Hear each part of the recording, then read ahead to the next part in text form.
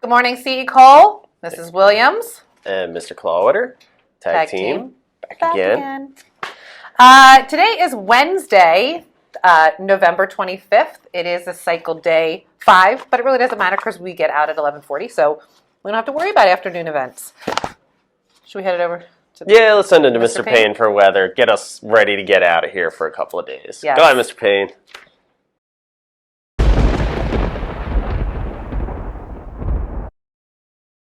Thanks, Tag Team Champs. Hey, C. Cole, welcome to Wednesday. It is the end of the week because tomorrow is Thursday. Everybody's off for Thanksgiving. I hope everybody has a wonderful Thanksgiving at C. Cole. Now, here's your weather. Today, temperatures are in the 30s right now, only climbing into the 40s. Definitely not as windy as it was yesterday, but still lots of sun out there, just like it has been the last few days. Temperatures tonight are going to dip down into the 20s. Now, tomorrow, your Thanksgiving day, if you had to pick the best day of the week for weather, it is tomorrow. Temperatures are going to get into the 50s, and you're going to be seeing sunshine throughout the day, maybe some cumulus clouds up there, but no real chance of rain at all. And then Friday and the rest of the weekend, well, it's just going to be a mirror image of what the last couple of days have been. Temperatures are going to be in the 40s. It's going to be cold. There's going to be some windy conditions out there throughout the weekend. And then at night, just really dipping down into the 20s as we really get into the winter type of weather here in Pennsylvania. Now, our question of the day is coming from a 6th grader, Noel Nazari, and he asks about wind. Where's the windiest place in the world? And Noel, C. Cole, did you know the windiest place in the world is also where the least wind is at the same time? Doesn't make a whole lot of sense, right? Well, Antarctica is the windiest place in the world, and it is the Commonwealth Bay in Antarctica. 150 mile per hour winds, steady winds throughout the winter. Now that's the South Pole, if we're taking a look at our geography, and right now it is summertime in Antarctica, still extremely cold, and winds probably right now, probably about 100 miles per hour on that bay. Now the least windiest place in the world is also Antarctica. It is a plateau called Ridge A. That's just the name. Not nothing special there. And Ridge A has the least wind in the entire world. It's just dead air. And the interesting thing is that once you get down that ridge, it's almost like that's where the wind begins to start. It pushes off of that plateau all through Antarctica into the Commonwealth Bay and all the way into the ocean. It's almost like a wave pool if you've ever been down to an amusement park and the waves just keep coming and coming. Well, that's like the Commonwealth Bay, the wave pool, but on top of it, that's your plateau. There's no waves behind that, behind the wave pool where the machine's running. And that's just like the plateau itself in Antarctica.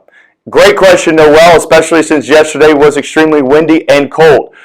Nothing like Antarctica would have been. C. Cole, have a great Wednesday, a great Thanksgiving break, and we look forward to seeing you next Tuesday. Tag Team Champs, back to you.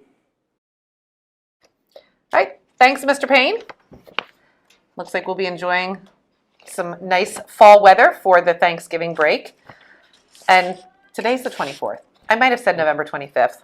It's the 24th. We have Thanksgiving on our brains. Yes. So can you blame us, guys? But it's still a half day, so yes. We won't be here for clubs. We do not. So no clubs today, no chorus, no band, no rehearsals, no nothing like that, because you guys will be getting dismissed again today at 11:40. So if we don't get to say it before then, we're going to hope you guys have a nice time. But before we get out of here, we got a couple holiday-related facts and fun information to share with you guys. So, would you like me to start first? Thanksgiving facts? Awesome. Well, since tomorrow is the big day, I'm going to start with a couple facts about Thanksgiving that if you remember them, or you could just show your family just like our awesome announcements if you really want to.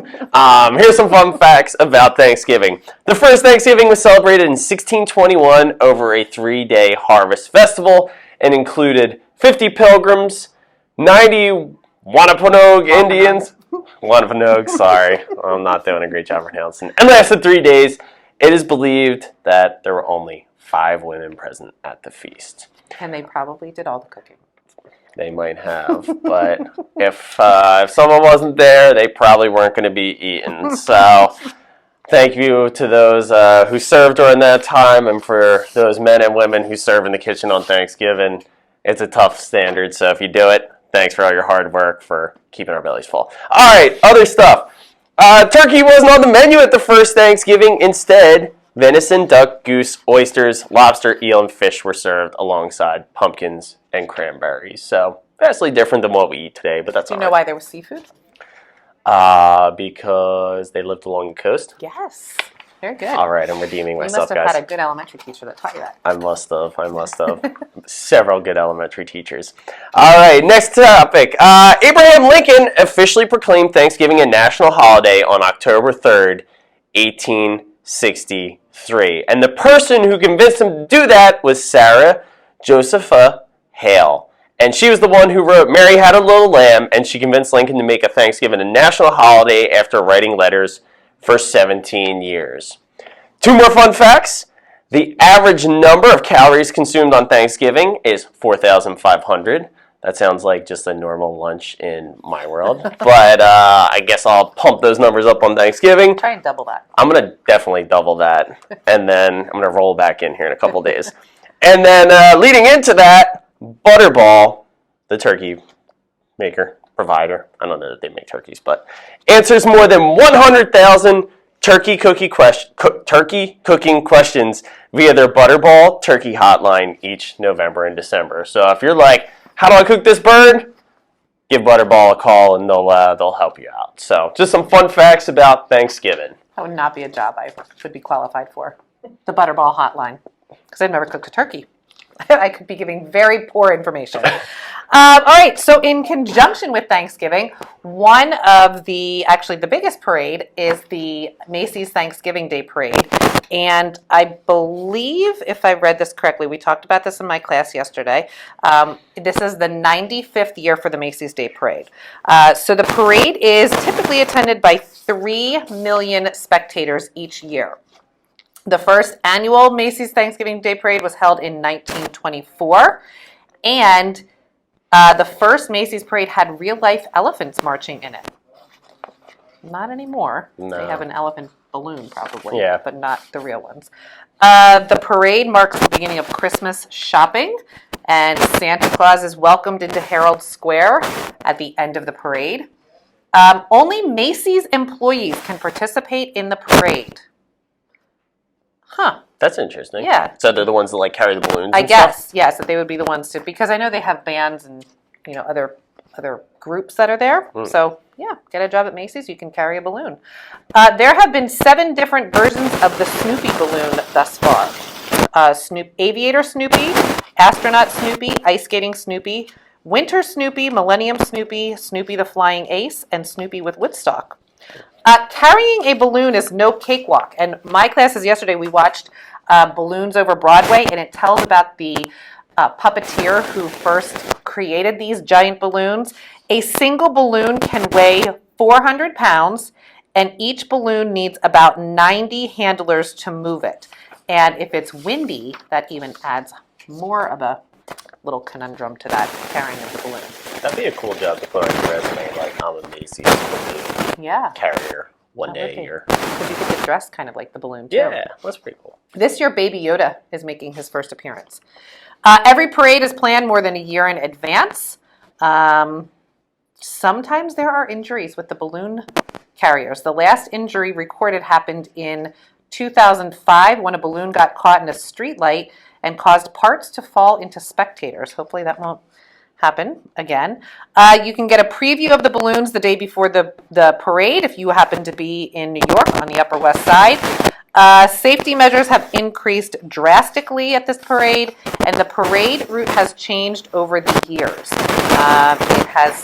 It used to lead over Broadway, a street that is now completely omitted, and in total, the parade route is 2.5 miles long. So if you have never seen the parade, or this is an annual tradition, the parade will be on Thursday morning from 9 a.m. until noon. Highly recommend.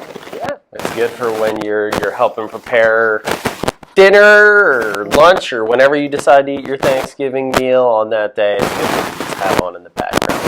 Enjoy time with friends and family. Watch the parade, eat your food, take a nap, watch some football. It's a fun-filled day. Sounds like a perfect day. And the best part about it is you get to do it outside of school. So, boys and girls, I know one thing I'm thankful for. I'm very thankful for my awesome tag team partner, Mrs. Williams. For my tag team partner and Miss Nelson. Absolutely, for dealing with us every time she records us for the announcement, and thankful for all of you guys and everybody's hard work here in the school thus far this year. So remember, no school tomorrow, Thursday, Friday, Saturday, Sunday, or Monday. 5-day weekend. Woo! See you back here on Tuesday, November 30th. Ready to kick off December. Awesome. All right. Happy Thanksgiving, everyone. Have a great Thanksgiving, long guys. weekend.